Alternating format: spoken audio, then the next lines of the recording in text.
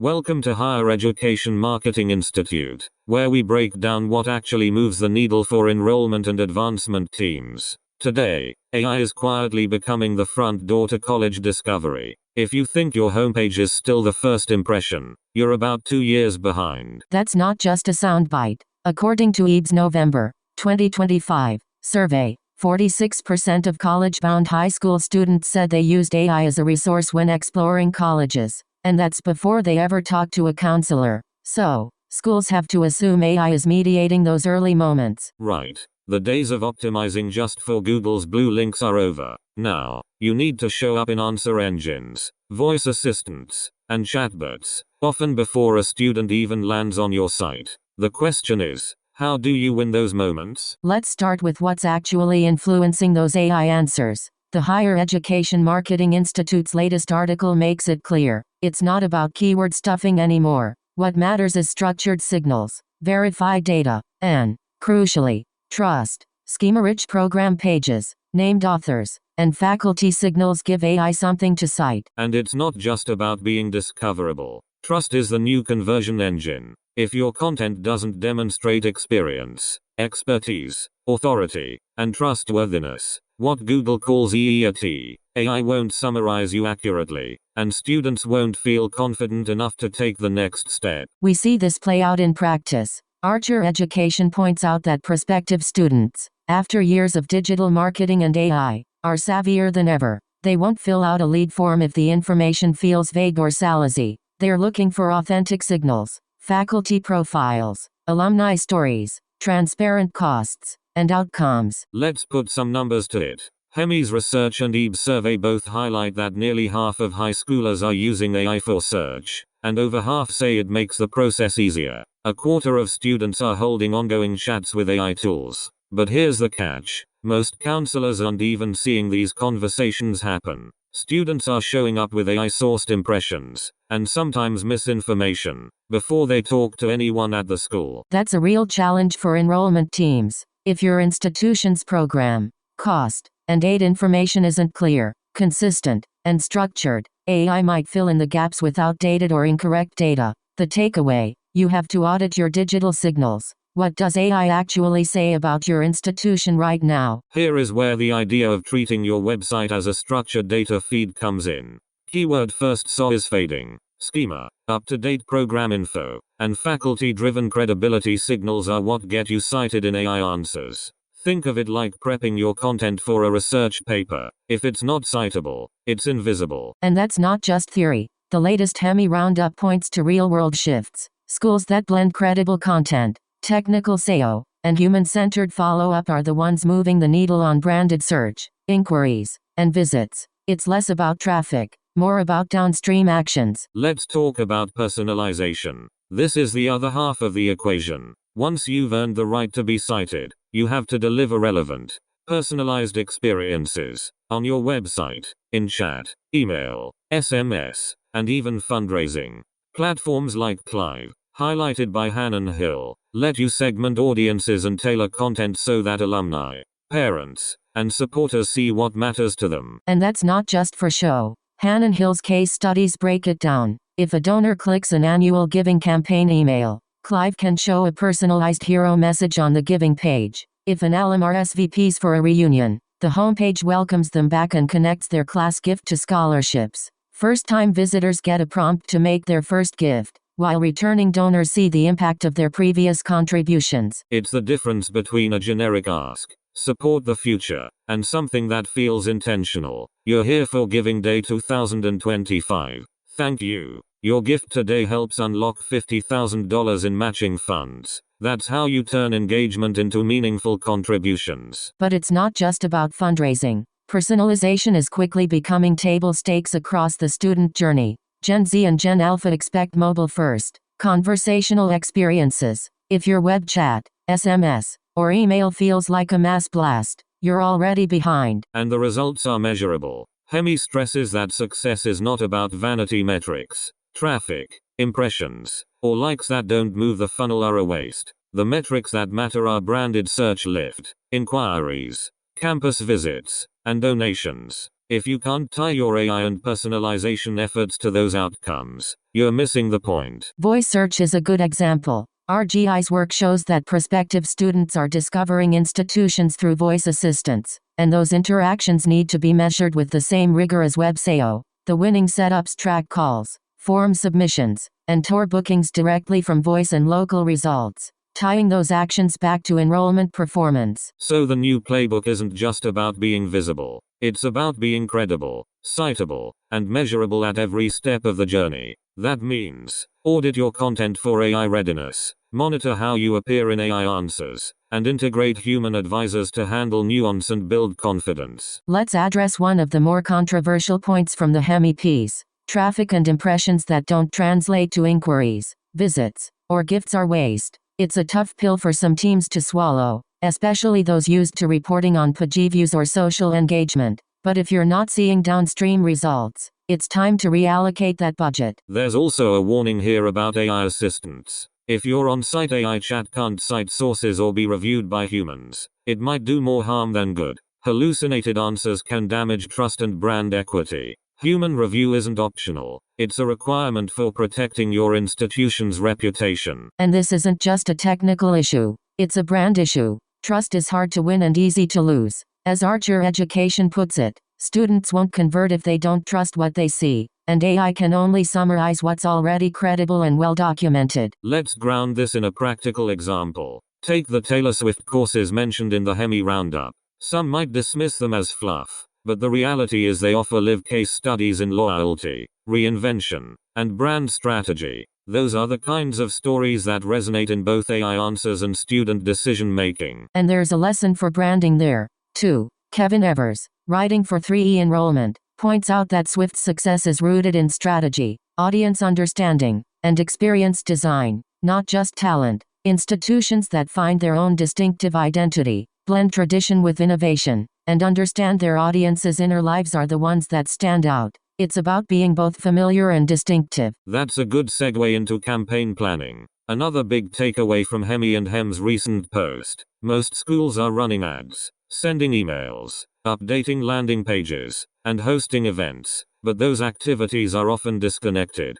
The solution is a program-specific campaign brief that aligns marketing, admissions, CRM workflows, and reporting around one enrollment goal. Harvard Business School's MBA admissions experience is a classic example. Every touchpoint, events, videos, emails, even the application process, reinforces the same message and objective. Prospective students get multiple ways to engage, but the journey always moves them toward application. That consistency is what drives momentum and reduces drop-off. So, what should enrollment and marketing leaders actually do with all this? First, audit your content for AI readiness. That means schema, up-to-date program and cost info, named authors, and faculty signals. Second, personalize digital experiences across the life cycle. Use platforms like Clive to segment audiences and tailor offers. Third, measure what matters. Track downstream actions, not just clicks or opens. And don't forget the human element.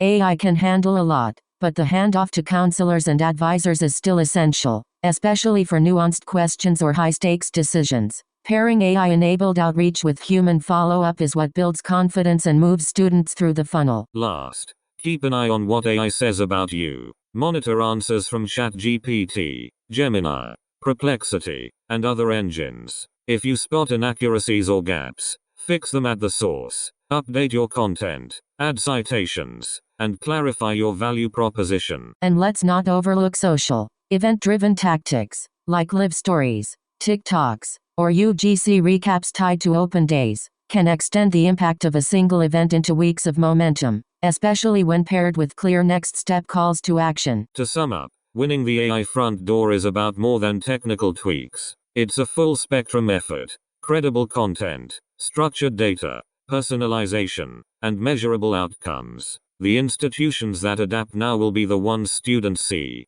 trust, and choose. And the ones that don't? Well, they risk fading into the background. No matter how beautiful the campus photos or clever the slogans sound familiar? That's it for this episode of Higher Education Marketing Institute. For more resources, deep dives, and templates, Head to higheducationmarketinginst.com. And if you're ready to audit your AI readiness, now's the time. Thanks for listening. Next time, we'll dig into the mechanics of attribution, how to actually connect your marketing spend to enrollments and gifts, not just traffic. Until then, keep your signals clear and your outcomes measurable. Let's dig into what it looks like to actually operationalize all this. Because it's easy to nod along when someone says, make your site AI ready, but the real work is in the details. For starters, let's talk about structured data. If you're not already using schema on your program, tuition, and faculty pages, you're behind.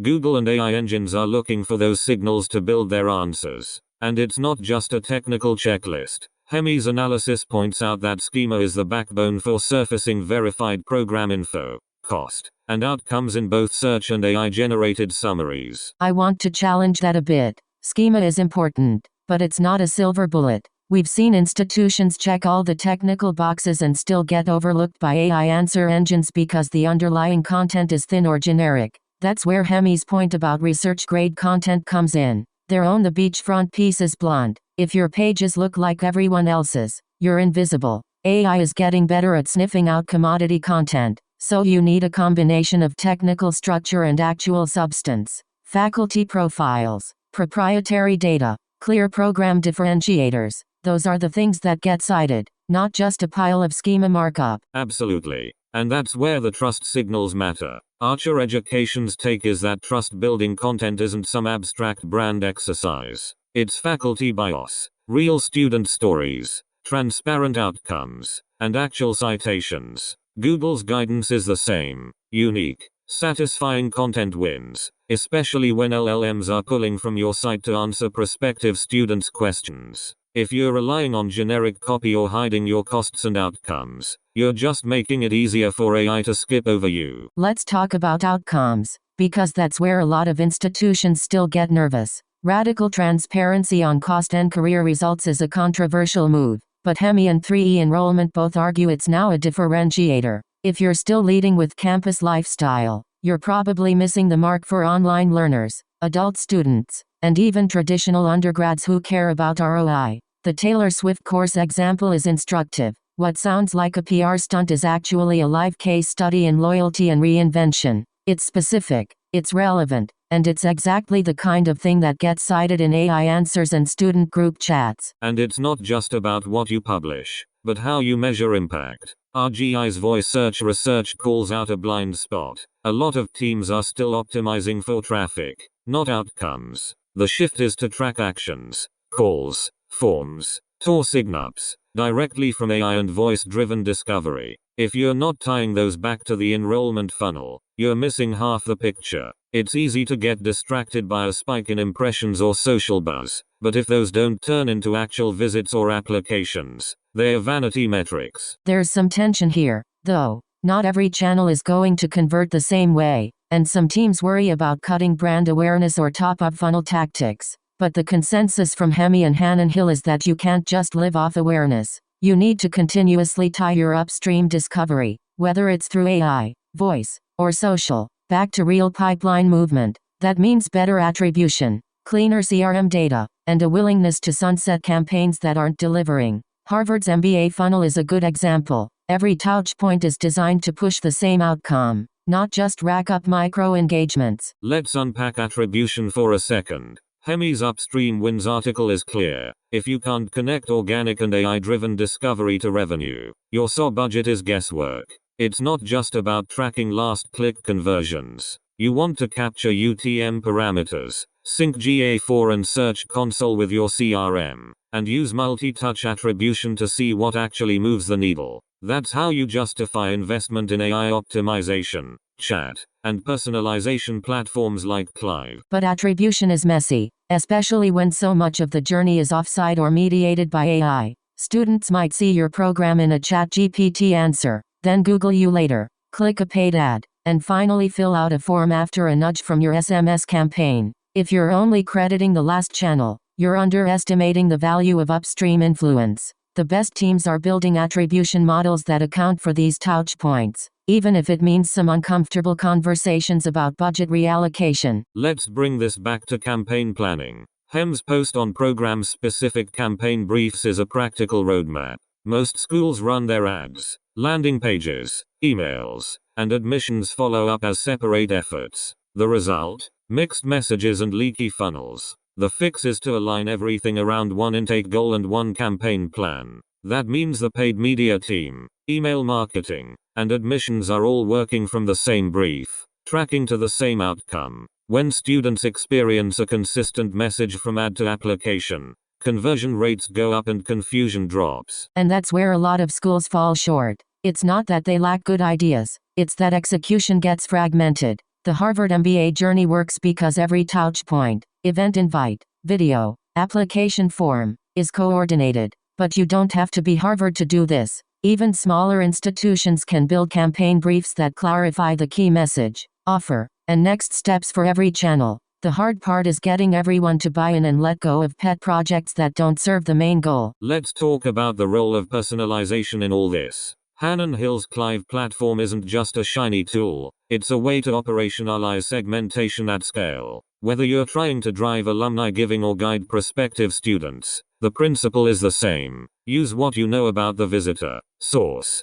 history, affinity, to show them what matters most. That could be a campaign-specific message, a scholarship impact story, or a personalized thank you for returning donors. The more relevant the experience, the more likely you are to see engagement turn into action. But personalization isn't just about swapping out names or images. It's about aligning your content and offers to actual motivations. Hannon Hill's examples show that a first-time donor and a repeat donor need different nudges. The same goes for a parent coming from an athletics newsletter versus an alum interested in the arts. If your site treats them all the same, you're leaving money and goodwill on the table. The challenge is collecting and acting on the right data without making the experience feel creepy or over-engineered. And that's why human review is still critical. Hemi's warning about on-site AI chatbots is well taken. If your assistant can't cite sources or be audited by real people, it can undermine trust. We've seen schools deploy chat tools that sound helpful but end up hallucinating answers or pushing outdated info.